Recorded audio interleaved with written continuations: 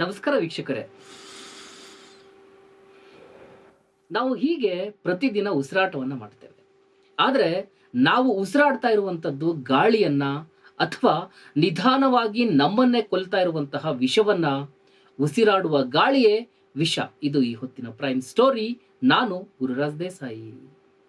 ಭಾರತ ಇಂದು ವಿಶ್ವದಲ್ಲಿ ವೇಗವಾಗಿ ಬೆಳೀತಾ ಇರುವಂತಹ ಆರ್ಥಿಕ ರಾಷ್ಟ್ರಗಳಲ್ಲಿ ಒಂದಾಗಿದೆ.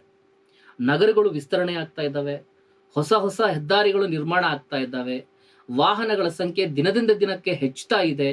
ಕೈಗಾರಿಕೆಗಳು ಮತ್ತು ಮೂಲ ಸೌಕರ್ಯದ ಯೋಜನೆಗಳು ದೇಶದ ಅಭಿವೃದ್ಧಿಯ ಸಂಕೇತಗಳು ಆಗಿ ಬಿಂಬಿತ ಆಗ್ತಾ ಇರುವಂತದ್ದನ್ನ ನಾವು ನೋಡ್ತಾ ಇದ್ದೀವಿ. ಆದ್ರೆ ಈ ಬೆಳವಣಿಗೆಯ ಮತ್ತೊಂದು ಮುಖದಲ್ಲಿ ಕಾಣಿಸ್ಕೊಳ್ತಾ ಇರುವಂತದ್ದು ಕಣ್ಣಿಗೆ ಕಾಣದೇ ಇರುವಂತಹ ಆದರೆ ಜೀವಕ್ಕೆ ಅಪಾಯಕಾರಿಯಾಗಿರ್ತಕ್ಕಂತಹ ವಾಯು ಮಾಲಿನ್ಯ. ಅಭಿವೃದ್ಧಿಯ ವೇಗ ಹೆಚ್ಚಿದಂತೆ ನಾವು ಉಸಿರಾಡ್ತಾ ಇರುವಂತಹ ಗಾಳಿಯ ಗುಣಮಟ್ಟವೂ ಕೂಡ ಹದಗೆಡ್ತಾ ಇದೆ ಎನ್ನುವಂತಹ ಆತಂಕಕಾರಿ ವರದಿಯೊಂದು ಈಗ ಬಯಲಿಗೆ ಬಂದಿದೆ.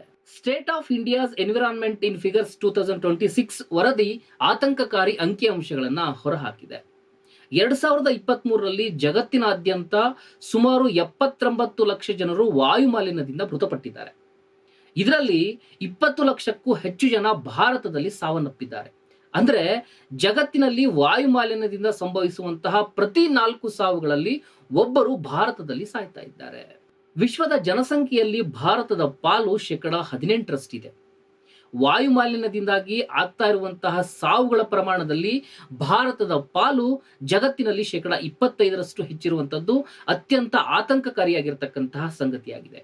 ನಗರೀಕರಣ, ವಾಹನಗಳ ಸಂಖ್ಯೆ ಹೆಚ್ಚಳ ಆಗ್ತಾ ಇರುವಂತದ್ದು, ಕೈಗಾರಿಕೆಗಳ ವಿಸ್ತೀರ್ಣ, ಕಲ್ಲಿದ್ದಲು ಆಧಾರಿತ ವಿದ್ಯುತ್ ಉತ್ಪಾದನೆ, ನಿರ್ಮಾಣ ಕಾಮಗಾರಿಗಳಿಂದ ಬರ್ತಾ ಇರುವಂತಹ ಧೂಳು ಮತ್ತು ಕೃಷಿ ತ್ಯಾಜ್ಯ ಹಾಗೂ ಕಸ ತ್ಯಾಜ್ಯವನ್ನ ಸುಡ್ತಾ ಇರೋದ್ರಿಂದ ವಾಯು ಮಾಲಿನ್ಯದ ಅಪಾಯಕಾರಿ ರೋಗಗಳು ಹೆಚ್ಚಾಗ್ತಾ ಇದ್ದಾವೆ ಅನ್ನುವಂತಹ ಮಾಹಿತಿಯನ್ನ ತಜ್ಞರು ಹೊರಹಾಕಿದ್ದಾರೆ.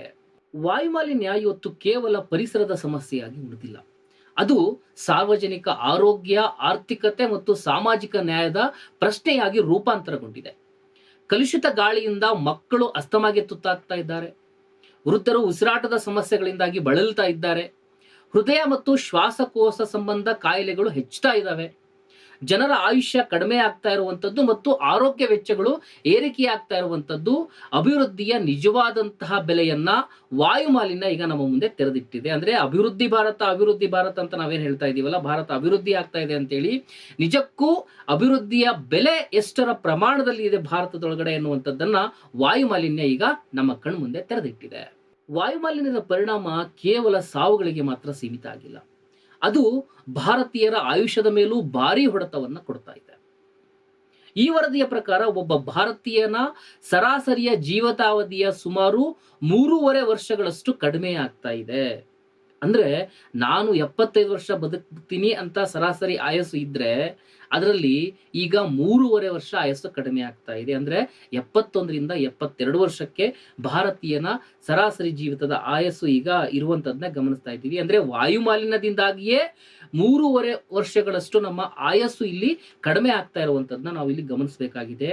ದೆಹಲಿಯಂತಹ ಮಹಾನಗರ ಪ್ರದೇಶದಲ್ಲಿ ಅದು 11 ವರ್ಷಕ್ಕೆ ತಲುಪಿದೆ.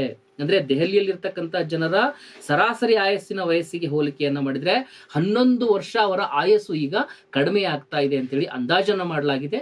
ಬೆಂಗಳೂರು ಕೂಡ ಇದರಿಂದ ಹೊರತಾಗಿಲ್ಲ. ದೆಹಲಿಯಷ್ಟೇ ಅಪಾಯವನ್ನ ಬೆಂಗಳೂರು ಕೂಡ ಹೊಂದಿದೆ. ಹೆಚ್ಚು ಕಡಿಮೆ ಅದು ಸರಾಸರಿ 9 ವರ್ಷಗಳಷ್ಟು ಆಯಸ್ಸು ಕಡಿಮೆ ಇದೆ ಎನ್ನುವಂತಹ ಲೆಕ್ಕಾಚಾರವನ್ನ ತಜ್ಞರು ಇದರೊಳಗಡೆ ಹಾಕಿದ್ದಾರೆ. ಅಭಿವೃದ್ಧಿಯ ಸಂಕೇತ ಅಂತ ಭಾವಿಸಿರ್ತಕ್ಕಂತಹ ನಗರಗಳೇ ಇವತ್ತು ಆರೋಗ್ಯಕ್ಕೆ ದೊಡ್ಡ ಅಪಾಯಕಾರಿಯಾಗಿ ಪರಿಣಮಿಸ್ತಾ ಇರುವಂತದ್ದನ್ನ ನೋಡ್ತಾ ಇದ್ದೀವಿ. ಗಾಳಿಯಲ್ಲಿರ್ತಕ್ಕಂತಹ ವಿಷಕಾರಿ ಸೂಕ್ಷ್ಮ ಕಣಗಳು ಪ್ರತಿದಿನ ನಮ್ಮ ದೇಹವನ್ನ ಪ್ರವೇಶ ಮಾಡಿ ವರ್ಷಗಳ ಕಾಲ ದೇಹದ ವಿವಿಧ ಅಂಗಾಂಗಗಳನ್ನ ಹಾನಿಗೊಳಿಸುವಂತ ಕೆಲಸವನ್ನ ವಾಯು ಮಾಲಿನ್ಯದಿಂದಾಗಿ ನಡೀತಾ ಇದೆ ಅನ್ನುವಂಥದ್ದು ಈ ವರದಿಯೊಳಗಡೆ ಕಾಣಿಸ್ತಾ ಇದೆ. ಈ ವಾಯು ಮಾಲಿನ್ಯದಿಂದಾಗಿ ಮುಖ್ಯವಾಗಿ ಉಂಟಾಗುವಂತಹ ಕಾಯಿಲೆ ಯಾವುದು ಅಂತ ಹೇಳಿದ್ರೆ ಶ್ವಾಸಕೋಶ ಸಮಸ್ಯೆ ಮತ್ತು ಅಲರ್ಜಿ ಸಂಬಂಧಿತ ಕಾಯಿಲೆಗಳು ಪ್ರಮುಖ ಆಗಿರುವಂತದ್ದನ್ನ ನಾವು ನೋಡಬಹುದು. ಗಾಳಿಯಲ್ಲಿರುವಂತಹ PM2.5 ಮತ್ತು PM10 ಸೂಕ್ಷ್ಮ ಕಣಗಳೇನಿದಾವೆ ಇವು ನೈಟ್ರೋಜನ್ ಡೈಆಕ್ಸೈಡ್, ಸಲ್ಫರ್ ಡೈಆಕ್ಸೈಡ್ ಮತ್ತು ಓಜೋನ್ ಅಂತಹ ಮಾಲಿನ್ಯಕಾರಗಳನ್ನ ನೇರವಾಗಿ ಶ್ವಾಸಕೋಶಕ್ಕೆ ತಲುಪಿಸ್ತವೆ. ಅಲ್ಲಿ ಶ್ವಾಸಕೋಶ ದೊಡ್ಡ ಪ್ರಮಾಣದಲ್ಲಿ ಹಾನಿಯಾಗುತ್ತೆ. PM2.5 ಅಂದ್ರೆ ಗಾಳಿಯಲ್ಲಿ ತೇಲಾಡುವಂತಹ 2.5 ಮೈಕ್ರೋಮೀಟರ್ ಅಥವಾ ಅದಕ್ಕಿಂತ ಚಿಕ್ಕ ಗಾತ್ರದ ಸೂಕ್ಷ್ಮ ಧೂಳಿನ ಕಣ. ಸರಳವಾಗಿ ಹೇಳಬೇಕು ಅಂತ ಹೇಳಿದ್ರೆ, ನಮ್ಮ ತಲೆ ಕೂದಲಿನ ಮುಂಭಾಗದ ಒಂದು ತುದಿ ಕಾಣಿಸುತ್ತಲ್ವಾ, ಆ ತುದಿಯ ಚುಕ್ಕಿಗೆ ಲೆಕ್ಕ ಹಾಕಿದ್ರೆ 30 ಪಟ್ಟು ಅದು ಚಿಕ್ಕದಾಗಿರುತ್ತೆ. ಅಂದ್ರೆ ನಮ್ಮ ಕಣ್ಣಿಗೆ ಅದು ಕಾಣಿಸೋದಿಲ್ಲ. ಇದು ಭಾರಿಯಾಗಿರ್ತಕ್ಕಂತಹ ಅಪಾಯಕಾರಿಯನ್ನ ಇದು ಸೃಷ್ಟಿ ಮಾಡುತ್ತೆ. ಇದರಿಂದಾಗಿ ಅಸ್ತಮ ಉಂಟಾಗುತ್ತೆ, ದೀರ್ಘಕಾಲದ ಉಸಿರಾಟದ ಸಮಸ್ಯೆಗಳು ಉಂಟಾಗ್ತವೆ, ಶ್ವಾಸಕೋಶದ ಸೋಂಕು ಉಂಟಾಗುತ್ತೆ, ದೀರ್ಘಕಾಲದ ಶ್ವಾಸನಾಳದ ಉರಿಯೂತ ಉಂಟಾಗುತ್ತೆ, ಅಲರ್ಜಿಯಿಂದ ಉಂಟಾಗಿರ್ತಕ್ಕಂತಹ ಮೂಗಿನ ಉರಿಯೂತದ ಸಮಸ್ಯೆಗಳು ಬರ್ತವೆ, ಕಣ್ಣು ಮತ್ತು ಚರ್ಮದ ಅಲರ್ಜಿ ಅಂತ ಸಮಸ್ಯೆಗಳು ಹೆಚ್ಚಾಗ್ತಾ ಇರುವಂತದ್ದನ್ನ ನಾವು ಗಮನಿಸ್ತೀವಿ. ಎಲ್ಲಾದ್ರೂ ಒಂದು ಧೂಳು ನಮ್ಮ ಮೂಗಿಗೆ ಬಡಿತು ಅಂತ ಹೇಳಿದ್ರೆ ಮೂಗಿನಿಂದ ನೀರು ಸೋರೋದಕ್ಕೆ ಶುರುವಾಗುತ್ತೆ. ಅಂದ್ರೆ ನಾವು ಈಗಾಗಲೇ ಆ ರೀತಿಯ ಅಪಾಯವನ್ನ ಬೆಂಗಳೂರಿನಲ್ಲಿರ್ತಕ್ಕಂಥ ಎಷ್ಟೋ ಜನ ವ್ಯಕ್ತಿಗಳು ಕೂಡ ಅನುಭವಿಸ್ತಾ ಇದ್ದೀವಿ ಅನ್ನೋಂಥದ್ದನ್ನ ನಾವು ಒಂದ್ಸರಿ ನೆನ್ಪು ಮಾಡ್ಕೊಂಡ್ರೆ ಗೊತ್ತಾಗುತ್ತೆ. ಏನೋ ಒಂದು ಸಡನ್ ಆಗಿ ನಮಗೆ ಸೀನ್ ಬರುತ್ತೆ, ಅದು ಬರುವಂತದ್ದು ವಾಯು ಮಾಲಿನ್ಯದ ಅಲರ್ಜಿಯಿಂದ ಅನ್ನುವಂಥದ್ದು ಬಹುತೇಕರಿಗೆ ಗೊತ್ತಿಲ್ಲ. ಅಂದ್ರೆ ನಾವು ನಿತ್ಯ ಶುದ್ಧವಾಗಿರ್ತಕ್ಕಂಥ ಗಾಳಿಯನ್ನ ಸೇವನೆ ಮಾಡ್ತಾ ಇಲ್ಲ ಎನ್ನುವಂಥದ್ದು ಈ ಅಂಕಿ ಅಂಶಗಳಿಂದ ಈಗ ಬಯಲಾಗ್ತಾ ಇದೆ. SOE 2026 ವರದಿಯ ಅಂಕಿ ಅಂಶಗಳ ಪ್ರಕಾರ ಈ ಸಮಸ್ಯೆಗಳು ಕೇವಲ ವಾಯು ಮಾಲಿನ್ಯದಿಂದಾಗಿ ಕೇವಲ ಉಸಿರಾಟದ ಸಮಸ್ಯೆಗಷ್ಟೇ ಸೀಮಿತ ಆಗಿದಾವೆ ಅಂತ ನಾವು ಅನ್ಕೋಬೇಕಾಗಿಲ್ಲ. ಈ ವರದಿ ಸಾಕಷ್ಟು ಆತಂಕಕಾರಿ ಅಂಶಗಳನ್ನ ಬಯಲಿಗೆ ಹಾಕಿದೆ. ಅದನ್ನ ಒಂದೊಂದಾಗಿ ನಾವೀಗ ನಿಮಗೆ ಅಲ್ಲಿ ಚಾರ್ಟ್ ಕಾಣಿಸ್ತಾ ಇದೆ, ಚಾರ್ಟ್ ಮುಖಾಂತರ ನೋಡೋದಾದ್ರೆ, ದೀರ್ಘಕಾಲದ ಶ್ವಾಸನಾಳದ ಉರಿಯೂತ ಸಾವುಗಳಲ್ಲಿ 67% ವಾಯು ಮಾಲಿನ್ಯದಿಂದಾಗಿ ಸತ್ತಿದ್ದಾರೆ ಅನ್ನುವಂತಹ ಅಂಶ ಇದೆ. ಹೃದಯ ಕಾಯಿಲೆ ಮತ್ತು ಪಾರ್ಶ್ವವಾಯು ಸಾವುಗಳಲ್ಲಿ 36% ವಾಯು ಮಾಲಿನ್ಯದ ಕಾರಣ ಇದೆ. ಶ್ವಾಸಕೋಶದ ಸೋಂಕಿನಲ್ಲಿ 33% ವಾಯು ಮಾಲಿನ್ಯದ ಕಾರಣ ಇದೆ. ಶ್ವಾಸಕೋಶದ ಕ್ಯಾನ್ಸರ್ನಿಂದಾಗಿ ಸಾವಾಗ್ತಾ ಇರುವಂತಹದರಲ್ಲಿ 31% ವಾಯು ಮಾಲಿನ್ಯದ ಕಾರಣ ಇದೆ. ಮಧುಮೇಹ ಸಂಬಂಧಿತ ಸಾವುಗಳಲ್ಲಿ 20% ವಾಯು ಮಾಲಿನ್ಯದ ಪಾತ್ರ ಇದೆ. ಅಂದ್ರೆ ಕಲುಷಿತ ಗಾಳಿ ನಮ್ಮ ದೇಹದ ಪ್ರತಿಯೊಂದು ಪ್ರಮುಖ ಅಂಗಗಳ ಮೇಲೂ ಕೂಡ ದೊಡ್ಡದಾಗಿರ್ತಕ್ಕಂತಹ ಕೆಟ್ಟದಾಗಿರ್ತಕ್ಕಂತಹ ಪರಿಣಾಮವನ್ನ ಬೀರ್ತಾ ಇದೆ. ಇದು ಒಂದ್ ರೀತಿ ಸೈಲೆಂಟ್ ಕಿಲ್ಲರ್ ಆಗಿ ಈಗ ಪರಿಣಮಿಸ್ತಾ ಇದೆ. ಇಷ್ಟೆಲ್ಲ ಸಮಸ್ಯೆಗಳನ್ನ ವಾಯು ಮಾಲಿನ್ಯದಿಂದಾಗಿ ಭಾರತ ಅನುಭವಿಸ್ತಾ ಇದ್ರೂ ಕೂಡ ಭಾರತದಲ್ಲಿ ವಾಯು ಗುಣಮಟ್ಟದ ಮೇಲ್ವಿಚಾರಣಾ ವ್ಯವಸ್ಥೆ ಇನ್ನೂ ಕೂಡ ಸಮರ್ಪಕವಾಗಿ ಜಾರಿಯಾಗ್ತಾ ಇಲ್ಲ. ಈ ವರದಿಯ ಪ್ರಕಾರ ದೇಶದ ಸುಮಾರು 85% ಜನಸಂಖ್ಯೆ ನಿರಂತರ ವಾಯು ಗುಣಮಟ್ಟದ ಮೇಲ್ವಿಚಾರಣೆಯ ವ್ಯಾಪ್ತಿಯ ಒಳಗಡೆ ಇಲ್ಲ.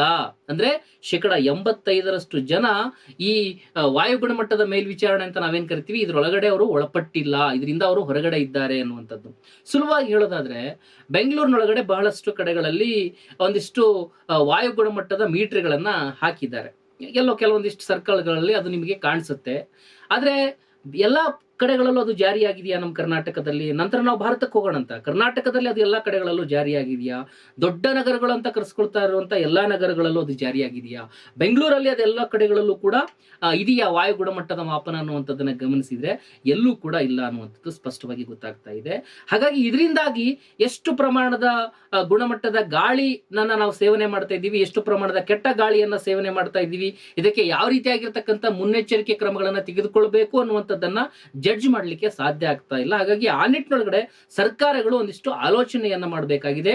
ಇಡೀ ದೇಶದ ಎಲ್ಲಾ ದೊಡ್ಡ ನಗರಗಳಲ್ಲೂ ಮತ್ತೆ ಕಾರ್ಖಾನೆಗಳಿರುವಂತಹ ಪ್ರದೇಶದೊಳಗಡೆ ಈ ವಾಯು ಗುಣಮಟ್ಟದ ಮೇಲ್ವಿಚಾರಣೆಯನ್ನ ಮಾಡ್ತಾ ಇರುವಂತಹ ಮೀಟರ್ಗಳನ್ನ ಅಳವಡಿಸುವಂತ ಕೆಲಸವನ್ನ ಮುಖ್ಯವಾಗಿ ಮಾಡಬೇಕಾಗಿದೆ.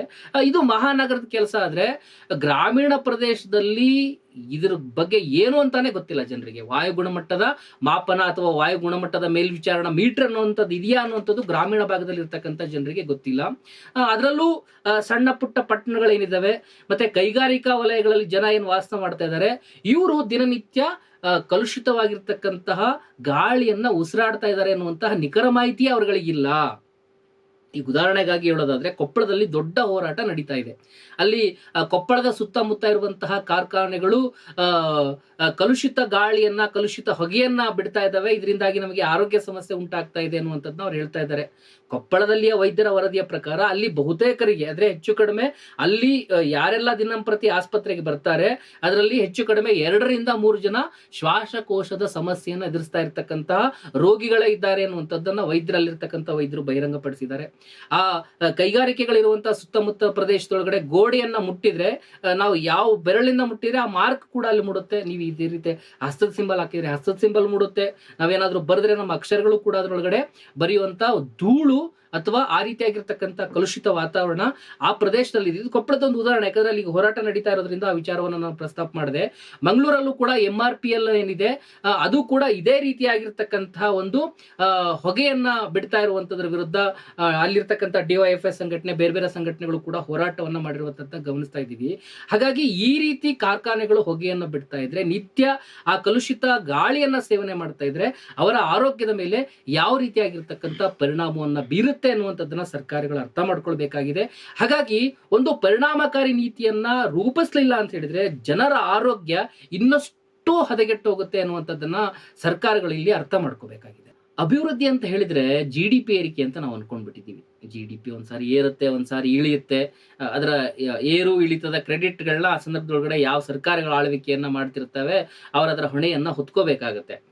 ಮತ್ತೆ ಅದನ್ನ GDP ಹೆಚ್ಚಳ ಆಗ್ತಾ ಇದೆ ಅನ್ನೋ ಒಂದು ಕಾರಣಕ್ಕೋಸ್ಕರನೇ ಎಲ್ಲ ಬದಲಾವಣೆ ಆಗ್ಬಿಟ್ಟಿದೆ, ಅಭಿವೃದ್ಧಿ ಹೊಂದ್ಬಿಟ್ಟಿದೀವಿ ಅಂತ ನೋಡೋದಕ್ಕಾಗೋದಿಲ್ಲ. ಅಥವಾ ಕಣ್ಣಿಗೆ ಕಾಣ್ತಾ ಇರುವಂತ ಯಾವುದೋ ಒಂದು ಸುಂದರವಾದ ಕಟ್ಟಡವೋ ರಸ್ತೆಯನ್ನ ತೋರಿಸ್ಬಿಟ್ಟು ಭಾರತ ಬದಲಾವಣೆ ಆಗ್ತಾ ಇದೆ, ಆರ್ಥಿಕವಾಗಿ ಬಲಿಷ್ಠವಾಗ್ತಾ ಇದೆ ಅಂತೇಳಿ ನೋಡ್ಲಿಕ್ಕೆ ಸಾಧ್ಯ ಆಗೋದಿಲ್ಲ.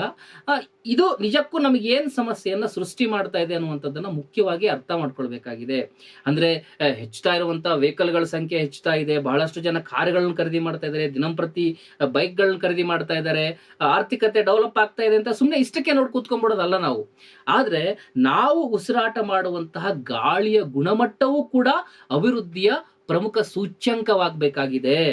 ಏನೆಲ್ಲ ನಾವು ಸೂಚ್ಯಂಕಗಳನ್ನ ಹೇಳ್ತಾ ಇದ್ದೀವಿ, ಆ ಸೂಚ್ಯಂಕಗಳಲ್ಲಿ ಉಸಿರಾಡುವ ಗಾಳಿಯೂ ಕೂಡ ಈಗ ಸೇರ್ಪಡೆಯಾಗಬೇಕಾಗಿದೆ. ಯಾಕೆ ಅಂತ ಹೇಳಿದ್ರೆ ಪರಿಸರ ಸಂರಕ್ಷಣೆ, ಸಾರ್ವಜನಿಕ ಆರೋಗ್ಯ ಮತ್ತು ಆರ್ಥಿಕ ಅಭಿವೃದ್ಧಿ ಪರಸ್ಪರವಾಗಿ ಅವು ಹೊಂದ್ಕೊಂಡು ಹೋಗ್ಬೇಕಾಗಿದೆ. ಪರಸ್ಪರವಾಗಿ ಅವು ಪೂರಕವಾಗಿರುವಂತಹ ವಾತಾವರಣವನ್ನ ಕ್ರಿಯೇಟ್ ಮಾಡಬೇಕಾಗಿದೆ. ಆಗ ಮಾತ್ರ ಶುದ್ಧವಾಗಿರ್ತಕ್ಕಂಥ ಗಾಳಿಯನ್ನು ನಾವು ಪಡೆಯೋಕ್ಕಾಗುತ್ತೆ, ಸಾಧ್ಯ ಆಗುತ್ತೆ.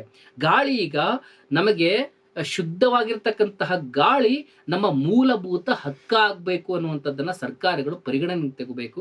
ಅದಕ್ಕೆ ಬೇಕಾಗಿರ್ತಕ್ಕಂತಹ ವೈಜ್ಞಾನಿಕ ಮತ್ತು ಜನಕೇಂದ್ರಿತ ನೀತಿಗಳ ಮುಖಾಂತರ ಅವರು ವಾಯು ಮಾಲಿನ್ಯವನ್ನ ನಿಯಂತ್ರಣ ಮಾಡೋದು ಹೇಗೆ ಅನ್ನುವಂಥ ಚರ್ಚೆಗಳನ್ನ ಅವರು ಮಾಡ್ಬೇಕು. ಈಗಾಗಲೇ ಬಹಳಷ್ಟು ಸಂಘಟನೆಗಳು, ಜನಪರ ಸಂಘಟನೆಗಳು, ಸಾಮಾಜಿಕ ಕಾರ್ಯವನ್ನ ಮಾಡ್ತಾ ಇರತಕ್ಕಂತಹ ಸಂಘಟನೆಗಳು ಬಹಳಷ್ಟು ಕೆಲಸವನ್ನ ಮಾಡ್ತಾ ಇದ್ದಾರೆ. ಅದೇನು ಎನ್ನುವಂಥದ್ದನ್ನ ಅವರು ಅರ್ಥ ಮಾಡ್ಕೊಂಡು ಅವ್ರು ಕೊಡುವಂತಹ ರಿಪೋರ್ಟ್ಗಳ ಆಧಾರದಲ್ಲಿ ಯಾವ ರೀತಿ ಬದಲಾವಣೆಯನ್ನ ಮಾಡಬೇಕು, ವಾಯು ಮಾಲಿನ್ಯವನ್ನ ಯಾವ ರೀತಿ ನಿಯಂತ್ರಣವನ್ನ ಮಾಡಬೇಕು, ಯಾವ ರೀತಿ ಶುದ್ಧ ಗಾಳಿ ಸೇವನೆಗೆ ಜನರಿಗೆ ಅವಕಾಶವನ್ನ ಮಾಡಿಕೊಡ್ಬೇಕು ಎನ್ನುವಂಥದ್ದನ್ನ ಅವರು ಯೋಚನೆ ಮಾಡಬೇಕು. ಇಲ್ಲದೆ ಹೋದ್ರೆ ಮುಂದಿನ ಪೀಳಿಗೆಗೆ ನಾವು ಅಭಿವೃದ್ಧಿ ಹೊಂದಿದ ದೇಶವನ್ನೆಲ್ಲ ಬಿಟ್ಟು ಹೋಗ್ತಾ ಇರುವಂತದ್ದು, ಉಸಿರುಗಟ್ತಾ ಇರುವಂತಹ, ಉಸಿರಾಟಕ್ಕೆ ಪರದಾಡ್ತಾ ಇರುವಂತಹ ಅಪಾಯಕಾರಿ ಭಾರತವನ್ನ ಬಿಟ್ಟು ಹೋಗ್ತೇವೆ ಎನ್ನುವಂತ ಎಚ್ಚರಿಕೆಯನ್ನ ಆಳುವಂತ ಸರ್ಕಾರಗಳು ಹೊಂದಬೇಕು ಅಂತ ಹೇಳ್ತಾ ಈ ಸ್ಟೋರಿಯನ್ನ ಮುಗಿಸ್ತಾ ಇದ್ದೀನಿ. ವಸ್ತುನಿಷ್ಠ ವಿಶ್ಲೇಷಣೆಗಾಗಿ ಜನಶಕ್ತಿ ಮೀಡಿಯಾ ನೋಡ್ತಾ ಇರಿ.